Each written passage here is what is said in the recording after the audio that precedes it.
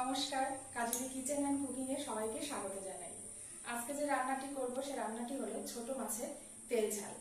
মাছগুলো ভালো করে কেটে ধুয়ে রেখে দিয়েছি। এবার আমি কড়াইতে তেল দিয়ে, কড়াইটা ভালোভাবে গরম হয়ে গেছে, তেলও দিয়ে দিয়েছি। তেলটাও খুব ভালোভাবে গরম হয়ে গেছে। এবার মাছগুলো অল্প অল্প করে ভেজে নেব।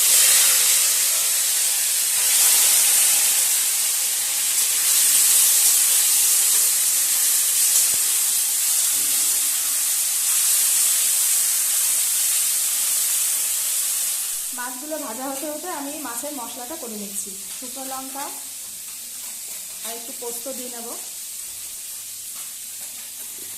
পোস্ত সর্ষে, এখানে সর্ষে দেবো না, পোস্ত, শুকনো লঙ্কা আর পেঁয়াজ বেটে নেব। পোস্ত আর শুকনো লঙ্কাটা বেটে নিয়েছি, এবারে আমি এটা তুলে নেব।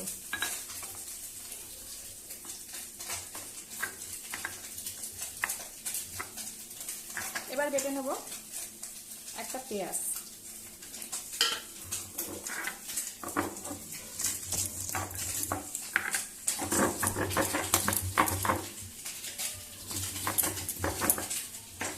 পেঁয়াজও বেটে নিয়েছি, একটা পেঁয়াজও বাটা হয়ে গেছে। এবার একটা টমেটো আমি একেবারে ঘষে নেব। এবার একটা টমেটো, মাঝারি মাপের একটা টমেটো আমি একেবারে ঘষে নিচ্ছি।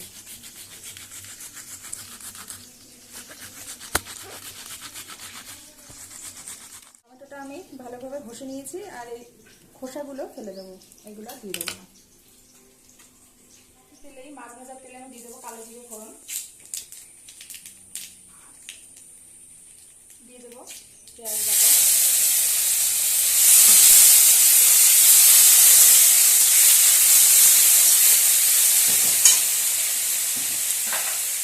দিয়ে দিচ্ছি একটু লবণ। পেঁয়াজের গন্ধটা চলে গেলে আমি টমেটো কিউবটা দিয়ে দেবো।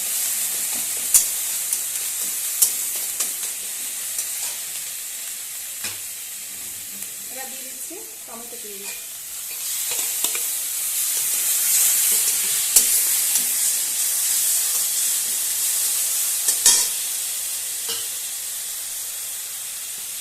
মশলাটা করতে করতে আর একটু সরষের তেল দিয়ে দেবো।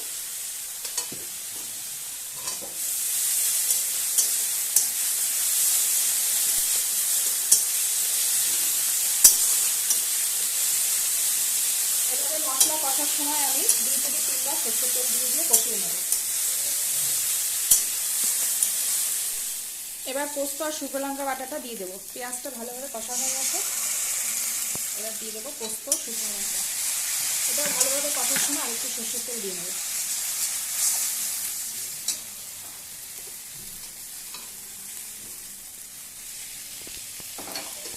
এইভাবে ছোট মাছের তেল ঝাল করতে গিয়ে মশলাটার সময় 2 থেকে 3 বার সরষের তেল দিয়ে কষিয়ে নিতে হবে মশলাটা।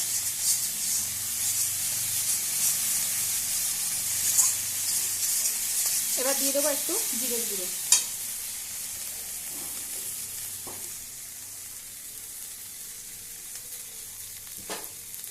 দিয়ে দিচ্ছি জিরের গুঁড়ো।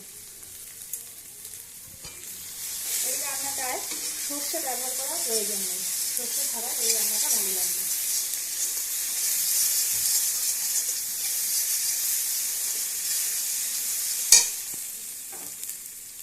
আবার একটু সর্ষের তেল দিয়ে দিলাম।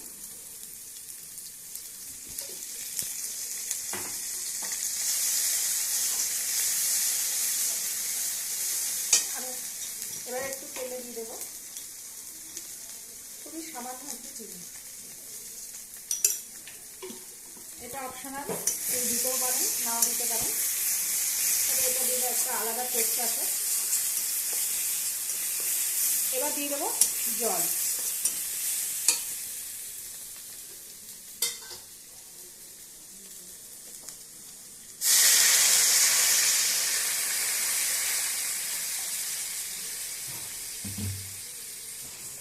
এবার একটু পরিমাণ মতো লবণ আর হলুদ দিয়ে দেবো। দিয়ে দিচ্ছি পরিমাণ মতন হলুদ,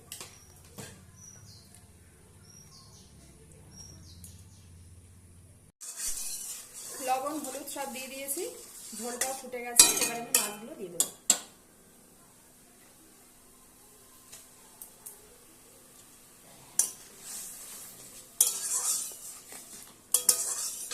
মাছটা ভাজাও খুব ভালো লাগে, কিছু ভাজা রেখেছি খাওয়ার জন্য, ভাজাটা খেতে সত্যি খুব ভালো লাগে।